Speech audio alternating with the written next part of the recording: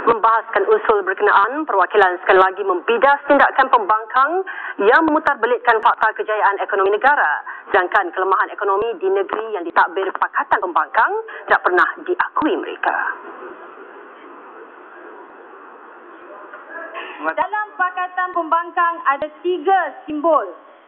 1 Tok Guru, 1 sesumpah politik PKR dan 1 lagi Tok Kong dari Penang.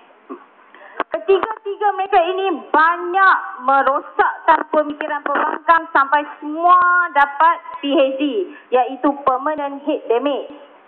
Baru-baru ni di Pulau Pinang, Tok Kong Guan Eng sudah menyebut nisbah hutang kerajaan pada KDNK adalah 53.7%, yang mana ianya terlalu tinggi dan negara akan bankrupt. Bagaimana yang kita lihat daripada kenyataan Datuk Seri Pencadang tadi, bahawa kita masih okey kalau dibanding dengan negara-negara membangun yang lain. Tidak akan keseorangan dalam menjayakan transformasi ini. UMNO dan BN mempunyai ramai profesional di sektor swasta maupun kerajaan yang mampu menggalas tanggungjawab, bukan seperti pembangkang.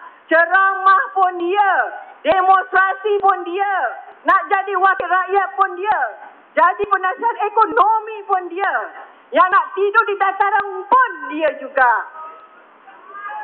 Kesian betul orang ni kan? Di dalam Dewan Rakyat, mereka memaki hamun Yahudi, tetapi rupa-rupanya di luar negara dia melutut dan bersekongkol dengan Yahudi. Ombak membadai memecah pantai. Pantai berona menjadi tumpuan. Bercakap pandai, semberang pun pandai. Diri berona, UMNO jadi tuduhan. Salah melipat, tikar mengkuang, menuai padi, dapatnya lalang. Itulah sifat ketua pembangkang, kesilapan diri menyalahkan orang. Di luar Dewan, cadangan penambahbaikan parti turut disuarakan oleh orang muda UMNO. Hari ini pemuda nak dikenali sebagai penyelesai masalah. Kalau dulu kita mendesak kerajaan melakukan perubahan, kita tak nak buat ini semua. Kita hari ini nak menjadi orang yang menyumbang kepada penyelesaian masalah. Harapan kami adalah supaya UMNO menyediakan satu platform ataupun satu kursus kepimpinan kepada kami, yang mana melatih kami bukan lagi untuk menjadi pemimpin kelab-kelab sosial, tapi lebih kepada pemimpin UMNO itu sendiri. Bagaimana untuk menjawab isu-isu terkini, terutama di dalam dan luar negara. Cabaran utama untuk kita mendekatkan diri dengan pemuda-pemuda yang bukan Melayu adalah komunikasi. Seharusnya kita mempunyai komunikasi yang bagus. Contohnya kita harus mengadakan two-way komunikasi, ataupun kita harus mempunyai what we call is a very santai way, a very relaxed way, cara yang tenang ataupun cara yang cool. Kita tidak boleh terlalu mengadakan hubungan dengan mereka dengan cara yang terlalu formal.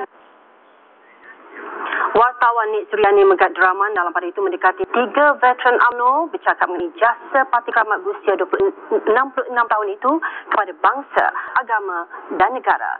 Genangan air mata ketika didekati bukti jasa UMNO yang tidak mungkin mereka lupakan.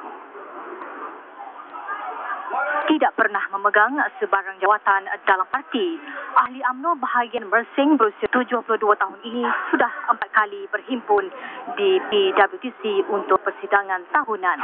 Saya sebagai memang ahli UMNO daripada berumur lebih kurang 21 tahun, hingga sekarang saya tetap berjuangkan untuk UMNO. Pasal kita tahu keikhlasan UMNO itu berjuang, kita dah tahu daripada zaman Datuk On.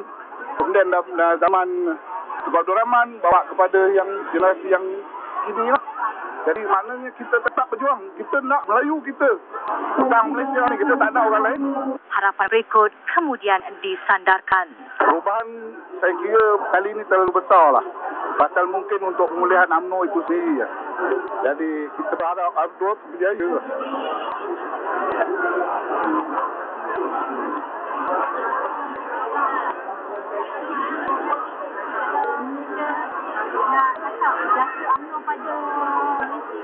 Terlalu besar. daripada generasi ke generasi terlalu besar lah. Tak boleh nak cakap lah. Saya minta maaf lah. Senada dengan Nordin, veteran UMNO ini juga warga Felda dari Berak. Orang yang masuk Felda ni memang duduk dalam UMNO memang tak jadi masalah lah. Memang apa daripada segi ekonomi, daripada segi apapun memang Felda dengan UMNO memang tolong lah. Bagi penokar-penokar Felda ni. Bagi Azizah Ramli yang berusia lebih 80 tahun, kestabilan dan pembangunan yang dikecapi rakyat negara ini adalah disebabkan keutuhan dasar dan matlamatnya. Tengok, berubah. Buat tempat pun elok. Dulu tak ada macam tu, tengok sana. Dulu mana ada macam tu, jadi nak tengok perubahan. Setiap tahun ada. Lalu kepada ahli UMNO sedia ada sama ada yang berjawatan ataupun tidak, sama ada yang muda ataupun veteran. Sesi ketiga, veteran UMNO ini mahu mereka yang hadir di Dewan Keram ini terapkan semua amanat yang disampaikan dan terjemahkan apabila kembali ke destinasi masing-masing agar kemenangan besar dapat dicapai UMNO dan PN pada PRU ke-13. Memetik ucapan dasar Presiden UMNO Datuk Seri Mohamad Najib Razak, semboyan sudah berkumandang. Genderang makin bergema, masanya sampai menuju langkah tempohnya matang bersama pasukan. Hingga tiba-tiba memasak kuda-kuda dengan mendukung peranan masing-masing. Ayolah kembali kepada rakyat dan memperbaharui mandat. Nik Surin Dakraman, TV3.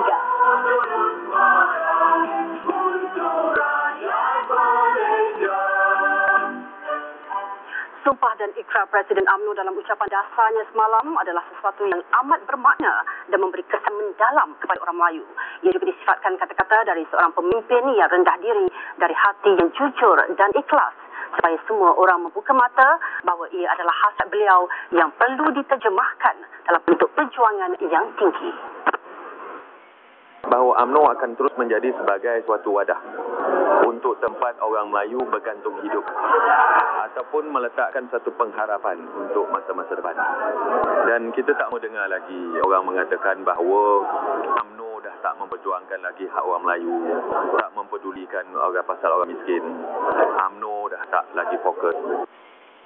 Beliau yang juga Menteri Besar Negeri Sembilan berkata perkara itu harus dilaksanakan sehingga ke peringkat akar umbi di kawasan masing-masing melalui memperkukuhkan lagi dasar-dasar kerajaan bagi memperkuatkan lagi UMNO untuk membela seluruh rakyat Malaysia, terutama orang Melayu. Beliau juga tidak menafikan bahawa cabaran untuk mendekati golongan muda dan pengundi bukan Melayu amat besar kerana dua kelompok itu memerlukan pendekatan berbeza. Terus membentik akidah umat dan terus. Dalam kesibukan persidangan, Presiden dan timbalannya meluangkan masa di luar Dewan. Datuk Seri Mohamad Najib misalnya pada sebelah pagi meluangkan masa bersama jawatankuasa Kelab UMNO Luar Negara yang terdiri daripada pelajar Malaysia di seberang laut. Sesi tertutup ini berlangsung selama 30 minit. Akhbar digital utusan Malaysia juga sempat dilancarkan Presiden UMNO ini.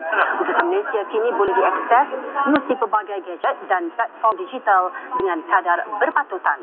Sementara itu, pemerhati yang membanjiri ruang legar PWTC turut disapa Datuk Seri Mohamad Najib pada sebelah petang. Warga media yang berkampung di PWTC sepanjang minggu ini turut menerima kunjungan tradisi Perdana Menteri. Bilik operasi berita TV3 di laman media antara yang diziarahi beliau, bertanya khabar dan melihat perjalanan operasi harian.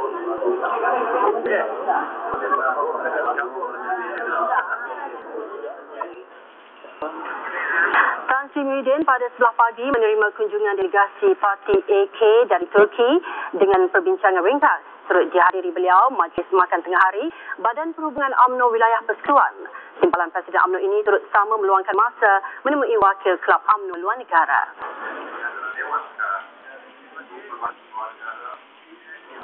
Sementara itu di Surau Ar-Rahman, Aras 4 PWTC, Datuk Seri Mohamad Najib dan Tan Sri Muhyiddin menyertai lebih 5,000 perwakilan dan orang ramai menunaikan solat Jumaat.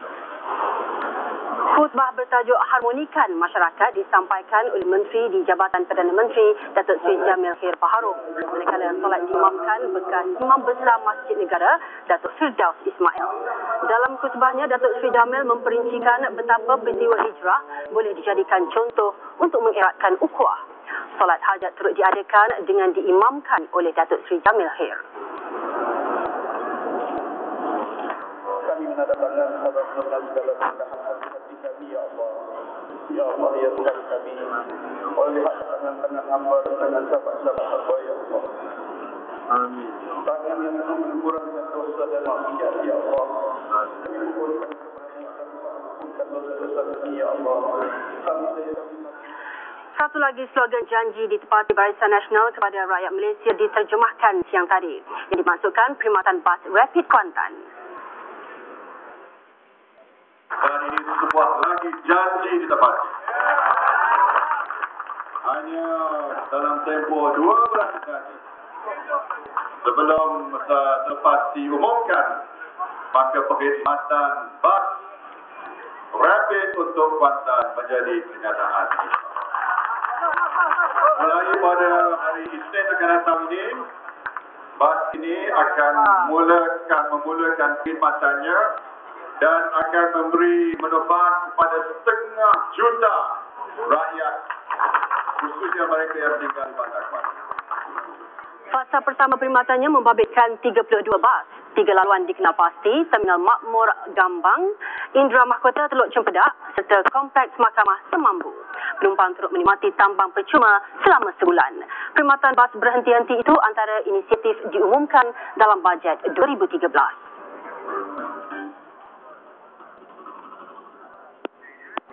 Berikut kami paparkan rakaman sepanjang perhimpunan hari ini.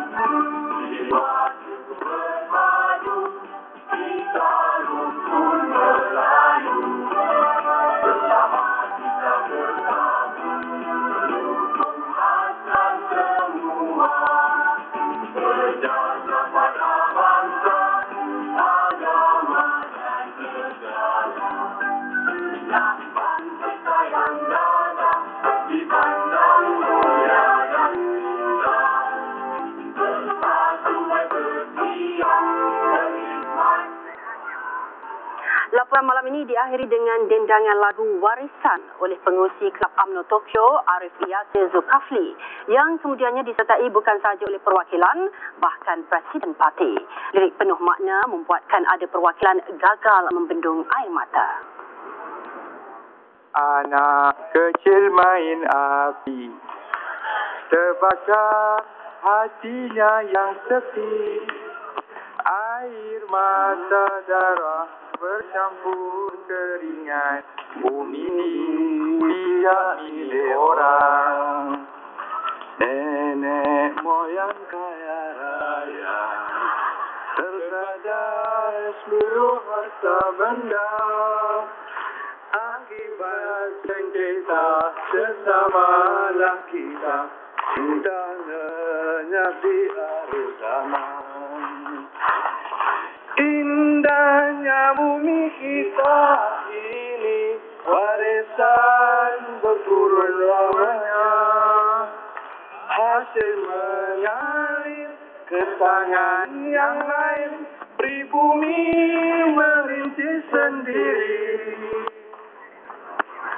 Perhimpunan Agung UMNO 2012 bakal melakukan tirainya esok dengan Presiden Parti Datuk Seri Muhammad Najib Razak akan menyampaikan ucapan penggulungannya yang akan kami bawakan secara langsung menerusi rancangan khas Bual Bicara pada pukul 3 petang.